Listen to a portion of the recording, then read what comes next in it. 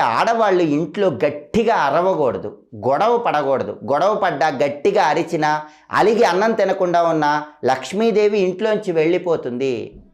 కాబట్టి ఆడవాళ్ళు ఎప్పుడు అలిగి అన్నం తినకుండా ఉండకూడదు. పువ్వుల్ని నిర్లక్ష్యం చేయకూడదు. చిల్లర నాణాలని నిర్లక్ష్యం చేయకూడదు. ఇంట్లో పండ్లు కుళ్ళిపోకుండా చూసుకోవాలి. ఇంట్లో పండ్లు కుళ్ళిపోతే కూడా లక్ష్మీ కటాక్షం అనేది తగ్గిపోతుంది. కాబట్టి ఆడవాళ్ళు ఈ ప్రత్యేకమైన నియమాలు పాటిస్తే కనుక లక్ష్మీ కటాక్షం విశేషంగా కలుగుతుంది. అలాగే ఎవరికీ తెలియకుండా ఆడవాళ్ళు రాత్రిపూట రహస్యంగా దొడ్డుప్పు పొట్లంలో కట్టి ఎవరికీ తెలియని చోట ఉంచండి. ఉదయం నిద్ర లేవగానే ఆ పొట్లను తీసుకెళ్ళి ఎక్కడైనా చెట్టులో వేయండి. రోజు కుదరకపోతే శుక్రవారం అయినా చేయండి. ఇలా చేస్తే లక్ష్మీదేవి మీ ఇంట్లో తిష్ట వేసుకొని కూర్చుంటుంది. ఆడవాళ్ళు ఈ ప్రత్యేకమైన సూచనలు పాటించండి. లక్ష్మీ కటాక్షానికి సులభంగా పాతులకండి. సర్వే జనా